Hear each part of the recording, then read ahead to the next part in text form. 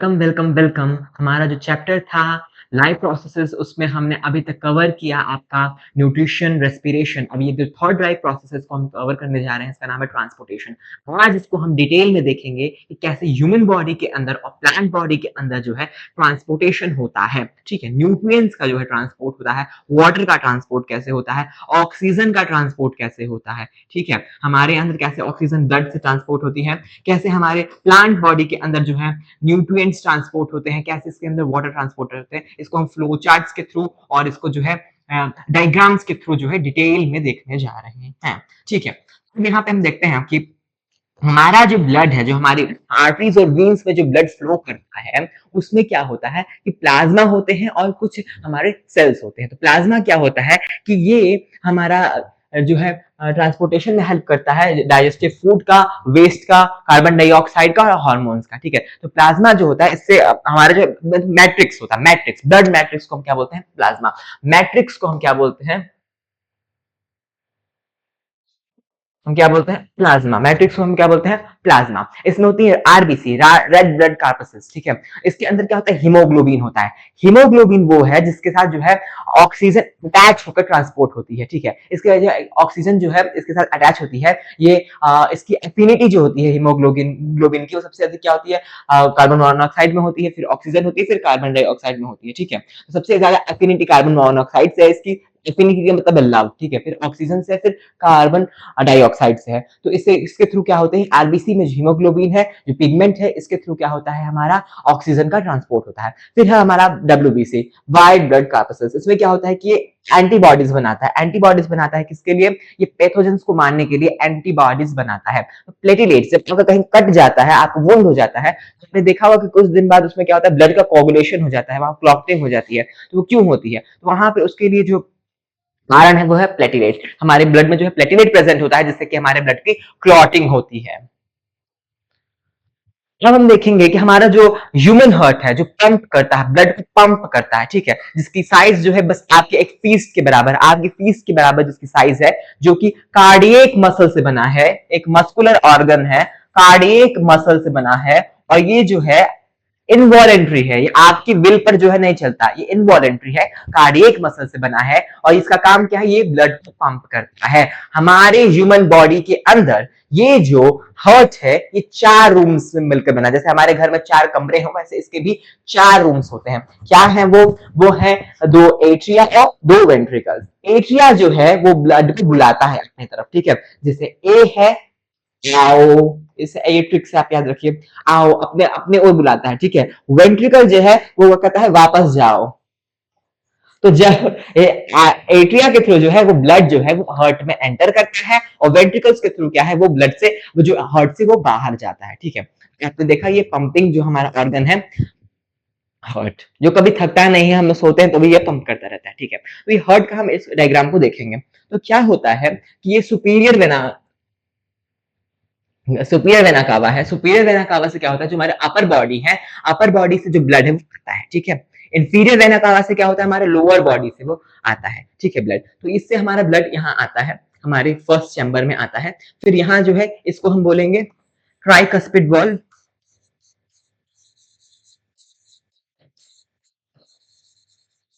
यहाँ से खुलती है, यहाँ आती है, तो ब्लड बैक फ्लो ब्लड का ना हो जाए, वापस जो है वो जो हमारे एट्रिया में ना चला जाए। ठीक है, इसके लिए क्या होता है? यहाँ पे ट्राइकस्पिड वाल्व होती है। ठीक है, तो ये जो है ये हम इसको बोलेंगे बाइकस्पिड।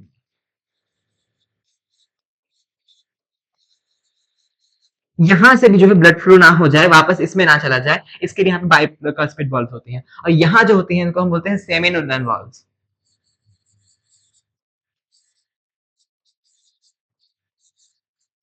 तो ये वॉल्स क्यों प्रेजेंट होती है? वॉल्स इसलिए प्रेजेंट होती है कि जो बैक फ्लो ना हो हमारे ब्लड का। फिर इसको हम देखेंगे पाथवे, कैसे ब्लड आता है। ठीक है, इस डायग्राम से इसको रिलेट करेंगे। जैसे ये आर्ट्रियम, ये राइट आर्ट्रियम हो गया, ये लेफ्ट एट्रियम हो गया, ये राइट वेंट्रिकल हो गया, ये लेफ्ट वेंट्रिकल हो गया। तो क्या होता है कि हमारे वेना कावा से राइट आर्ट्रियम में आता है, फिर वो क्या होता है? तुम्हारा आपके राइट वेंट्रिकल में जाता है ब्लड, राइट एट्रियम में आता है, फिर ये क्या होती है? ये ट्राइकस्पिड वाल्व्स खुलती है, ट्राइकस्पिड वाल्व खुलेगी और क्या होगा? ब्लड जो है हमारे जो है राइट वेंट्रिकल में चला जाएगा। राइट वेंट्रिकल से जो है ये यहाँ पे इससे निकलता है और पल्मोनरी आर्टरीज के थ्रू क्या कहता है, ये लंग्स को जाता है। पल्मोनरी आर्टरीज के थ्रू क्या होता है, ये लंग्स को जाता है। अभी तक आप जो ये ब्लड आते हुए देख रहे हैं, ये डीऑक्सीजनेटेड ब्लड है, इसमें ऑक्सीजन नहीं है, बॉडी के पार्ट से आया है तो इसमें ऑक्सीजन नहीं है, ठीक है। तो अब ये क्या करता है, ये लंग्स में जाता है और लंग्स में जो होता है वो वहां पे एल्वेओलाई के थ्रू जो है वहां पे हमारा ऑक्सीजन डिफ्यूज होता है, कार्बन डाइऑक्साइड डिफ्यूज आउट हो जाता है और बॉडी के बाहर से क्या कर दिया जाता है, एक्सहेल कर दिया जाता है।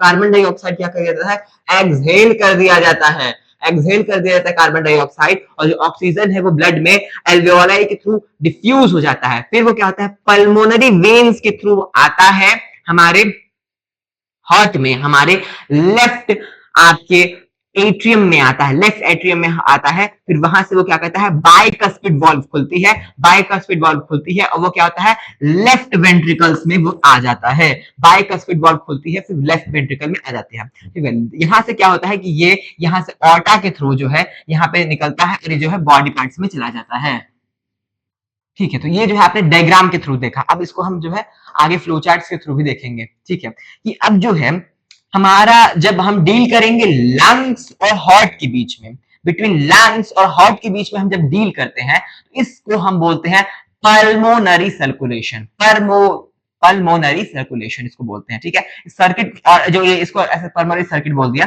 ठीक है। जब हम बॉडी पार्ट हार्ट के बीच में डील करेंगे, जब उसके बीच में हमारे ब्लड का ट्रांसपोर्टेशन होगा, उसको हम बोलते हैं सिस्टेमिक सर्कुलेशन। उसको क्या बोलते हैं हम लोग, सिस्टेमिक सर्कुलेशन।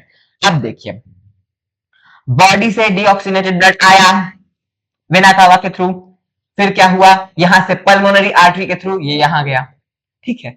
यहां से क्या हुआ, पल्मोनरी वेन के थ्रू ये आया यहां से, फिर यहां से क्या हुआ, ऑर्टा के थ्रू ये जो है बॉडी में चला गया, ठीक है। ये हमने पूरी जो है इसको फ्लो चार्ट्स के थ्रू देख लिया। जब इस डबल सर्कुलेशन के एक और फ्लो चार्ट अच्छे से थोड़ा इसको जो है इसको व्यू देखते हैं इसको कि कैसे होता है, ठीक है। अब ये है कि सुपीरियर इंफीरियर वेना कावा जो थी उससे, सुपीरियर वेना कावा से upper body part, inferior vena cava से आपके लोअर बॉडी पार्ट से जो है डीऑक्सीजनेटेड ब्लड आया, ठीक है। अब वो क्या हुआ, राइट एट्रियम में आता है, यहाँ पे वो राइट एट्रियम से राइट वेंट्रिकल्स में जाता है। इसके बीच में क्या प्रेजेंट होती है, इसके बीच में प्रेजेंट होती है ट्राइकस्पिड वाल्व, ठीक है। अब आपने इसको देखा, फिर क्या होता है कि राइट वेंट्रिकल से यहाँ पे पल्मोनरी आर्टरी के थ्रू क्या होता है, लंग्स में जाता है। वहां पे वो क्या होता है, वहां पे हमारा डिफ्यूजन होता है, कार्बन डाइऑक्साइड जो होता है वो एल्वेओली में छट करके एक्सहेल आउट कर दिया जाता है। कार्बन डाइऑक्साइड क्या होता है, एक्सहेल आउट कर दिया जाता है। ऑक्सीजन जो है उसको इनहेल करके वो वहां पे एल्वेओली के थ्रू डिफ्यूज होकर ब्लड में मिक्स होता है और क्या होता है, वो ऑक्सीजनेटेड ब्लड जो है पल्मोनरी वीन्स के थ्रू हमारे लेफ्ट एट्रियम में आता है। और लेफ्ट एट्रियम में आने के बाद यहाँ पर बाइकस्पिड वाल्व खुलता है। बाइकस्पिड वाल्व खुलने से वो क्या होता है, ब्लड लेफ्ट वेंट्रिकल्स में आता है और लेफ्ट वेंट्रिकल्स में आने के बाद वो डॉर्सल ऑर्टा में जाता है और वहां से क्या होता है, वो बॉडी ऑर्गन्स में जाता है। तो ये पूरी साइकिल हुई। बॉडी ऑर्गन्स क्या होता है, उसको ऑक्सीजन ले लेंगे और अपना जो है फंक्शन को करते हैं। अब डबल सर्कुलेशंस क्या होते हैं, ये हमने जो देखा, जब किसी हार्ट में जो है 2 बार ब्लड एंटर करे उसको हम डबल सर्कुलेशन बोलेंगे, ठीक है। लेकिन सभी ऑर्गेनिज्म में ये नहीं होता है। ये डबल सर्कुलेशन का जो फीचर है ये एविज और मैमल्स में होता है, आपके रेप्टाइल्स और एम्फीबियंस में जो है ये कंप्लीट नहीं है, ठीक है। सिंगल सर्कुलेशन क्या होता है कि जब हार्ट में जो है एक बार बस ओनली वंस जो है ब्लड एंटर करे, ठीक है, और पूरी साइकिल कर दे, जिसको हम क्या बोलते हैं, सिंगल सर्कुलेशन बोलते हैं। जो कोल्ड ब्लडेड एनिमल्स है, किनको हम कोल्ड ब्लडेड एनिमल्स बोलते हैं, जो अपना टेम्परेचर रेगुलेट नहीं कर सकते, ठीक है, उनको हम कोल्ड ब्लडेड एनिमल्स बोलते हैं। जैसे फिशेस हो गए, एम्फीबियंस हो गए और रेप्टाइल्स हो गए, ठीक है। और वार्म ब्लडेड एनिमल्स अपना टेम्परेचर रेगुलेट कर सकते हैं, जैसे एवीज हो गए, मैमल्स हो गए। तो क्या होता है, कंप्लीट 2 सर्किट ऑफ रेगुलेशन होता है। डबल सर्कुलेशन किसमें होता है, एवीज और मैमल्स में। एवीज जो हमारे बर्ड्स है, इनके पास भी क्या होता है, 4 चैम्बर का हार्ट होती है। मैमल्स के पास भी क्या होता है, 4 चैम्बर का हार्ट होता है। उस हार्ट में 4 रूम्स होंगे, ठीक है। Right atrium, right ventricle, left atrium, left ventricle, ऐसे 4 चैम्बर्स होते हैं। स्पीशीज जो फिशेज है इनमें क्या होता है, सिंगल सर्कुलेशन होता है, ठीक है। इनके पास क्या होता है, दो चैम्बर ऑफ हॉट होता है, इसमें के पास क्या, दो चैम्बर ऑफ हॉट होता है, ठीक है। अब क्या होता है, एम्फीबियंस जो होते हैं इनमें क्या होता है, इनकम्प्लीट डबल सर्कुलेशन होगा और इनके पास क्या होता है, थ्री चैम्बर्स ऑफ हॉट है। रेप्टाइल्स में भी इनकम्प्लीट डबल सर्कुलेशन होगा, इनके पास भी कितने हैं, थ्री चैम्बर्स ऑफ हॉट है। लेकिन एक्सेप्शन है क्रोकोडाइल जिसके पास फोर चैम्बर ऑफ हॉट होता है, ठीक है।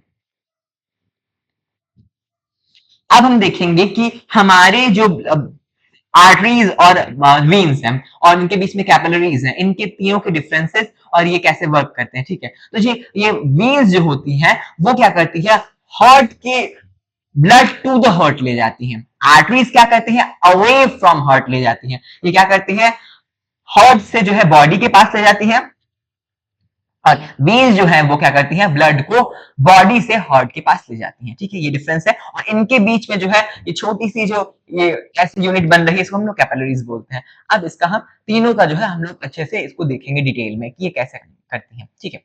तो आर्टरीज क्या कर देती हैं कि हमारे हार्ट से बॉडी की तरफ ब्लड को ले जाती हैं, हमारे हार्ट से बॉडी की तरफ हमारे ब्लड को ले जाती हैं।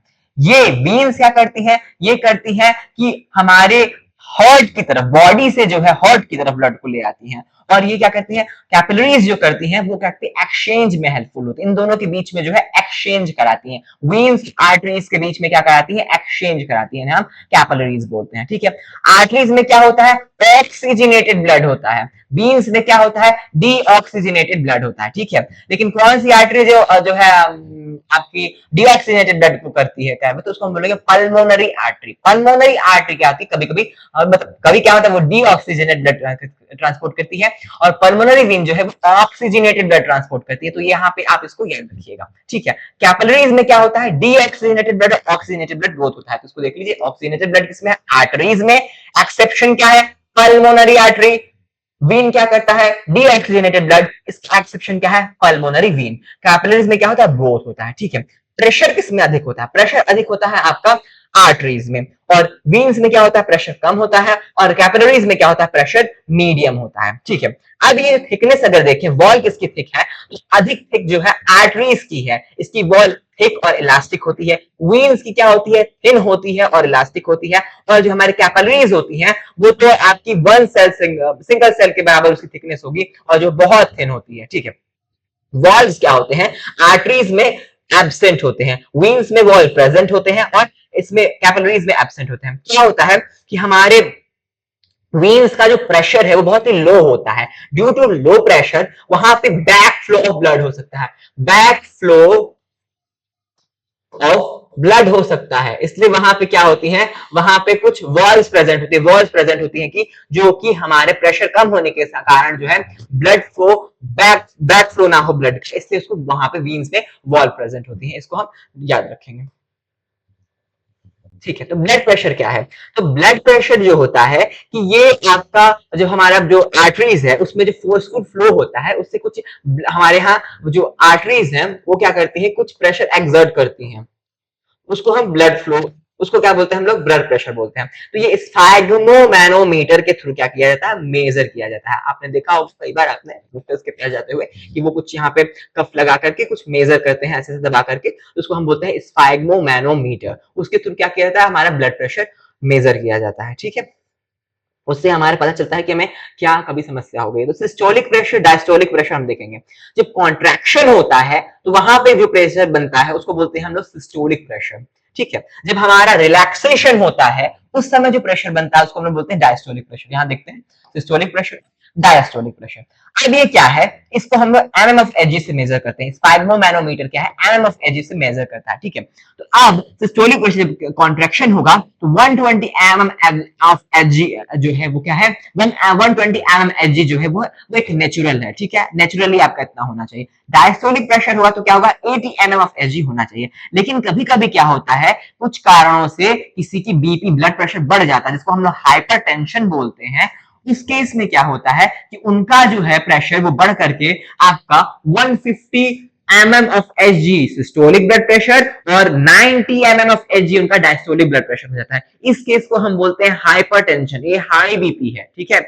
और क्या होता है, किसी किसी का जो है बीपी लो हो जाता है, आपने सुना हो कि बीपी लो हो गया, उसमें क्या होता है, उसको हाइपोटेंशन बोलते हैं। उसमें सिस्टोलिक ब्लड प्रेशर जो है 110 mm ऑफ Hg और जो आपका डायस्टोलिक प्रेशर है, कॉन्ट्रैक्शन पे जो प्रेशर होना चाहिए वो 70 mm ऑफ Hg हो जाता है। इस केस को हम बोलते हैं हाइपोटेंशन, इसको बोलते हैं लो बीपी, ठीक है। आज हमने आपके पढ़ा डिफरेंट टाइप्स जो भी हमने देखे, ठीक है, ब्लड में। अब एक और हमारे यहाँ ट्रांसपोर्टेशन का सिस्टम चलता है जिसको हम लिम्फ बोलते हैं। लिम्फ, लिम्फ के थ्रू भी हमारे यहाँ ट्रांसपोर्टेशन होता है। लिम्फ में क्या होता है, इसमें कोई आरबीसी नहीं प्रेजेंट होती, कोई रेड ब्लड सेल प्रेजेंट नहीं होती, इसमें कोई प्लेटिलेट्स प्रेजेंट नहीं होती। ये क्या होता है कि हमारे टिश्यू है और वीन्स है, उनके बीच में, टिश्यू और वीन्स के बीच में, टिश्यू और वीन्स के बीच में क्या करता है, मिडिल मैन के रूप में काम करता है। टिश्यू और वीन्स के बीच में क्या करता है, मिडिल मैन के रूप में काम करता है और इसमें काम करता है, ठीक है, उसके बीच में ट्रांसपोर्टेशन करता है। ये क्या करता है कि हमारे जो टिश्यू सिक्रेशन है, जो डायरेक्टली ब्लड में नहीं डाल सकते, ठीक है, उसको क्या करता है, वो टिश्यू से उठा करके वेन्स में डालने का काम करता है, ठीक है। इसमें आपके हार्मोन्स आ जाएंगे, प्लाज्मा प्रोटीन आ जाएंगे, फैट हो जाएंगे, जो आपके इंटेस्टाइन, आपने विलाई में देखा होगा, विलाई में जब फैट का एब्जॉर्प्शन होता है वो क्या कहता है, लिम्फ्स के थ्रू होता है, ठीक है। कैपिलरी के बीच में आपने देखा था, हमने एक्सप्लेन किया था। अब यहाँ पे देखते हैं ये क्या करता है कि वेस्ट प्रोजेक्ट को भी क्या है, हम ट्रांसपोर्ट करता है, ठीक है। तो लिम्फ मिडिल मैन है, इसके बीच का, टिश्यूज के बीच का, टिश्यू और हमारे वीन्स के बीच का क्या है, ये मिडिल मैन है, इसको बोलते हैं हम लोग लिम्फ। ये क्या है, पेल येलो इन कलर है और ये क्या है, सेमी ट्रांसपेरेंट है। तो ये इसकी फीचर्स हैं, ठीक है, तो इसको याद रखिएगा। हार्मोन के ट्रांसपोर्ट में और प्लाज्मा प्रोटीन के ट्रांसपोर्ट में, जो प्लाज्मा प्रोटीन हमारे लिवर से आते हैं उसके ट्रांसपोर्ट में, और ये फैट जो हमारा विलाई एब्जॉर्ब कर रहा था आपके स्मॉल इंटेस्टाइन में, उसको भी ये एब्जॉर्ब करता है और इसके ट्रांसपोर्ट में, किसमें, वीन्स में डालने के लिए, पोर्टल सिस्टम में डालने के लिए ये लिम्फ का हम इस्तेमाल करते हैं, इसका यूज किया जाता है। ये पेल येलो इन कलर है और सेमी ट्रांसपोर्ट है। ये क्या करता है, वेस्ट प्रोडक्ट को भी क्या करता है, ये ट्रांसपोर्ट करता है, ठीक है। इसको हम बोलते हैं middle man between blood and tissue. कौन है, लिम्फ। तो एक पूरा लिम्फ का हमारे यहाँ सिस्टम है, लिम्फ नोड्स होते हैं, उसको हम डिटेलिंग में हम हायर क्लासेस में देखेंगे। ट्रांसपोर्टेशन इन प्लांट्स हम देखते हैं, ठीक है। यहाँ पे रूट प्रेशर से जो है, रूट हेड से यहाँ पे वाटर एब्जॉर्प्शन होता है, ठीक है, और यहाँ पे सक्शन प्रेशर लगता है, यहाँ पे कैपिलरिटी लगती है। जबकि ट्रांसपिरेशन होता है, तो ट्रांसपिरेशन कब होता है, जब हमारे स्टोमेटा जो है, स्टोमेटा में वाटर एंटर करता है गार्ड सेल्स में, वो फूल जाती हैं। आपको कई बार हमने बताया पिछले एपिसोड्स में, फूल जाती हैं तो उनका पोर ओपन हो जाता है, उससे क्या होता है, वाटर निकलने लगता है, ठीक है। किससे, मेंटेन करने के लिए, प्लांट बॉडी के टेम्परेचर को मेंटेन करने के लिए, टेम्परेचर को of plant body, to maintain temperature of plant body, क्या होता है, इससे स्टोमेटा के थ्रू कुछ वाटर निकलते हैं। किसके लिए निकलते हैं, प्लांट बॉडी को के टेम्परेचर को मेंटेन करने के लिए, ठीक है। इससे क्या होता है कि ट्रांसपीरेशन से क्या होता है, वाटर लॉस हुआ तो एक सक्शन प्रेशर ऊपर लगता है, ठीक है। सक्शन प्रेशर से क्या होता है, कैपिलरिटी जनरेट होती है और जिससे क्या है, वाटर अराइज होता है आपका नीचे से ऊपर, ठीक है, प्लांट बॉडी के अंदर। अब देखिए, लंबे ट्री हैं, डिफ्यूजन के थ्रू नहीं जा सकता कुछ भी, ठीक है। लंबे लंबे ट्री होते हैं, आप रूट से उठाएं और ऊपर तक आपको पानी भेजना है, तो डिफ्यूजन के थ्रू तो बहुत साल लग जाएंगे। आपको क्या होता है, और जैसे रूट्स में तो हमारे होता नहीं है फोटोसिंथेसिस, रूट्स में फोटोसिंथेसिस नहीं होता। फोटोसिंथेसिस जो होता है, फोटोसिंथेसिस का प्रोसेस हमारे केवल क्या होगा, ग्रीन पार्ट्स में होगा। जो प्लांट के ग्रीन पार्ट्स हैं वहीं पे होता है। रूट्स में ये फोटोसिंथेसिस का प्रोसेस क्या होता है, एब्सेंट होता है, रूट्स में नहीं होता। अब हमें अगर रूट्स को भी काम जीवित रखना है, उसको भी हमें जिंदा रखना है, तो क्या करना है, उसको फूड देना पड़ेगा। अब हम लीफ से लाएं और रूट्स तक दें, बहुत समय लगेगा अगर डिफ्यूजन के थ्रू आए फूड आइटम। तो हम लोगों को क्या, एक वेस्कुलर सिस्टम की जरूरत होती है, जिससे कि हम क्या, जल और फल दोनों का ट्रांसपोर्ट कर सकें, फूड आइटम का और हमारे वाटर एनायंस का जो हम ट्रांसपोर्ट कर सकें। उसके लिए हमें एक जो है सिस्टमैटिक वेस्कुलर सिस्टम की आवश्यकता होती है, किसमें, प्लांट बॉडी के अंदर वेस्कुलर सिस्टम की आवश्यकता होती है। तो यहाँ ट्रिक ये क्या है कि जाइलम जो है, जाइलम यहाँ लिखिए जल, जल, जल जाइलम, जाइलम, जाइलम क्या करता है, वाटर और मिनरल्स का ट्रांसपोर्ट करेगा। ये फ्लोएम, इसको लिखिए फल, ये क्या करेगा, फूड आइटम का ट्रांसपोर्ट करेगा, ठीक है। तो ये इसको क्या बोलेंगे, एसेंट ऑफ स्टेप बोलते हैं, जो इसमें ट्रांसपोर्टेशन होता है वाटर और मिनरल्स का, और इसे हम क्या बोलते हैं, ट्रांसलोकेशन, जो फ्लोएम में होता है, ठीक है। अब जाइलम और फ्लोएम की फंक्शनिंग और इसके स्ट्रक्चर में हम कुछ डिफरेंसेस देखेंगे। तो क्या होगा, जाइलम और फ्लोएम देखा जाए तो जाइलम में क्या होगा, बस नीचे से ऊपर जाएगा, यूनिडायरेक्शनल जो है, यहाँ क्या है, यूनिडायरेक्शनल है, यूनिडायरेक्शनल है, ट्रांसपोर्ट क्या है, यूनिडायरेक्शनल हो रहा है। यहां क्या हो रहा है, बाई डायरेक्शनल हो रहा है,